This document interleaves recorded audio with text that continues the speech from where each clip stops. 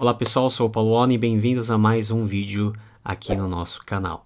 Se você não é inscrito, se inscreva, ative as notificações e também busque conhecer os nossos planos de assinatura, ou seja, seja membro. Qualquer uma das três opções estão aqui embaixo no vídeo e nós estamos aí continuando com a nossa série de exposições no Sermão do Monte, agora explorando Mateus capítulo 6, do versículo 1 a 4. Vamos lá?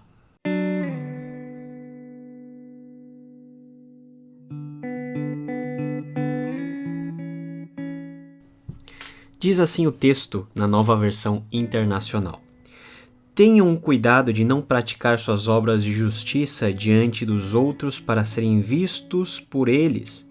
Se fizerem isso, vocês não terão nenhuma recompensa do Pai Celestial. Portanto, quando você der esmola, não anuncie isso com trombetas como fazem os hipócritas nas sinagogas e nas ruas a fim de serem honrados pelos outros. Eu lhes garanto que eles já receberam sua plena recompensa. Mas quando você der esmola, que a sua mão esquerda não saiba o que está fazendo a direita, de forma que você preste a sua ajuda em segredo. E seu pai, que vê o que é feito em segredo, o recompensará. Nós vimos no vídeo passado que esses atos de justiça, dependendo da motivação com que você pratica, podem ser algo que te abençoe ou pode ser algo que traga dificuldades para você.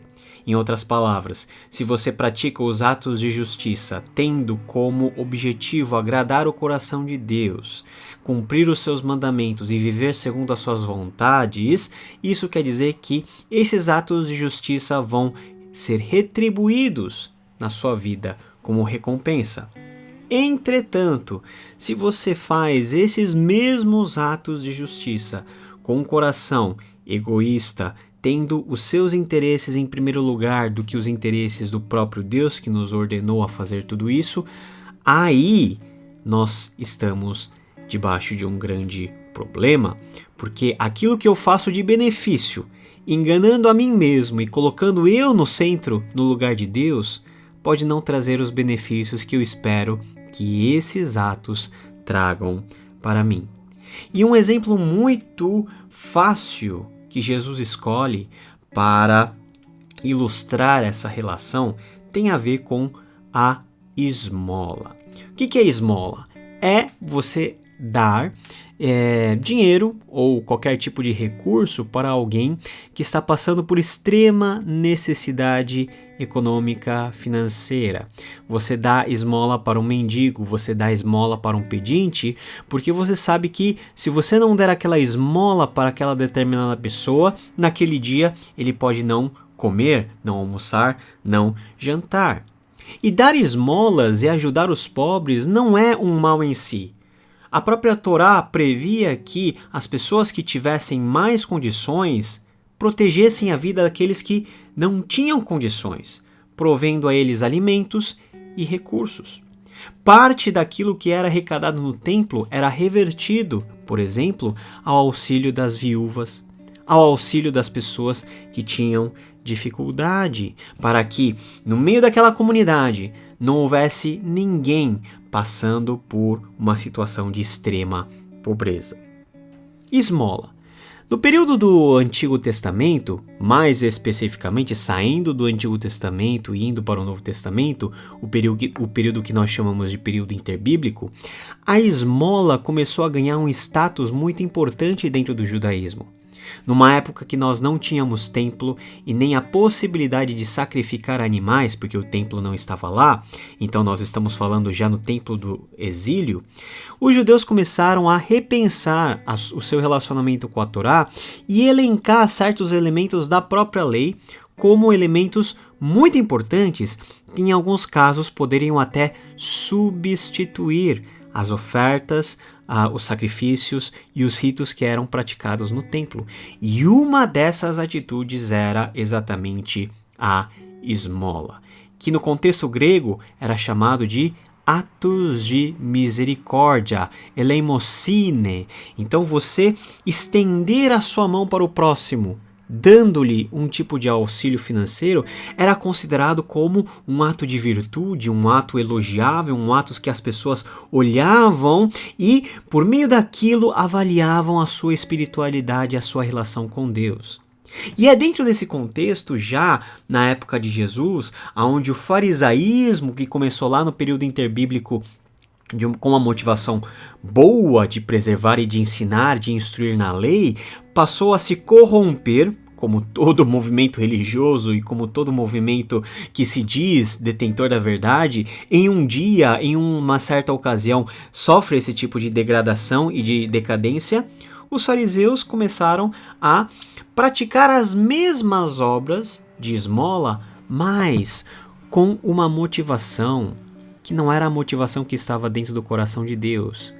Eles não mais davam esmolas porque era a vontade de Deus, eles davam esmolas para eles serem vistos. E ao darem esmolas, eles anunciavam isso tocando trombetas.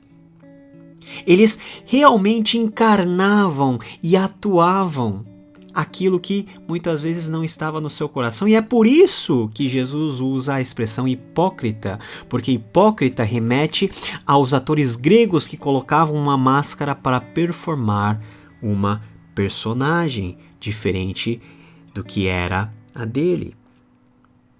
Não anuncie isso com trombetas como fazem os hipócritas nas sinagogas e nas ruas a fim de serem honrados pelos outros. Então a motivação deles darem esmolas não era porque Deus havia mandado eles fazerem isso ou se isso agradava o coração de Deus. Não, eles estavam interessados no que as pessoas pensariam deles, na honra que eles receberiam do povo, dos membros da sinagoga, das pessoas em geral. Nossa, aquela pessoa, aquele fariseu é um fariseu homem de Deus, porque olha só quanta esmola ele está dando, olha quanto pobre ele está ajudando, olha quanto dinheiro ele está distribuindo. Mas não, Jesus diz o seguinte: olha, se você está fazendo o que você está fazendo com essa motivação, você já recebeu a sua recompensa, porque o próprio elogio das pessoas será a sua última recompensa.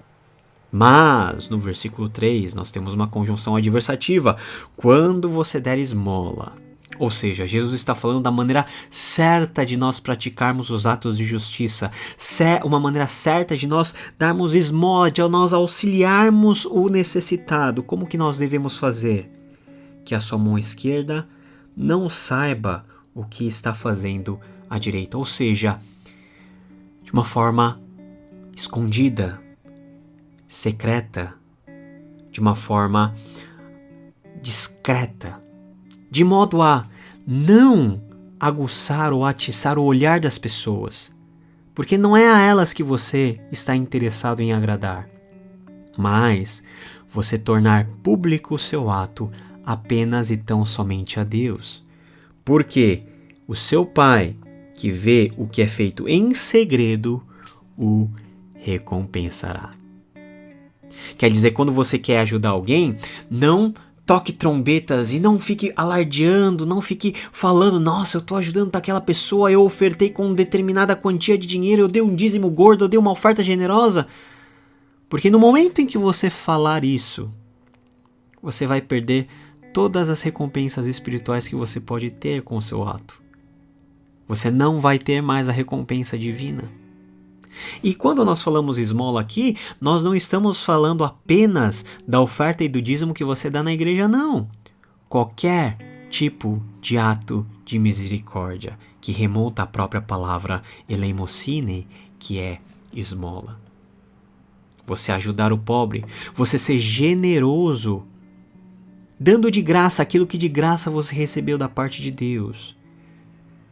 Sem alarde, sem trombetas, mas de maneira secreta, porque o fazer os atos de justiça de maneira secreta vai dizer o quanto você é um homem, uma mulher de Deus, o quanto a virtude do alto você tem embrenhado em cada canto da sua existência, o quanto você é uma pessoa que realmente Deus olhe e queira recompensar.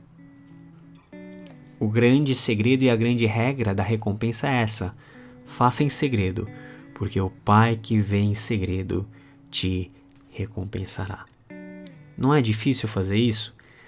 A nossa tendência mais natural é de nós fazermos muita propaganda daquilo que nós fazemos, é de nós anunciarmos aos quatro ventos que nós estamos fazendo algo legal.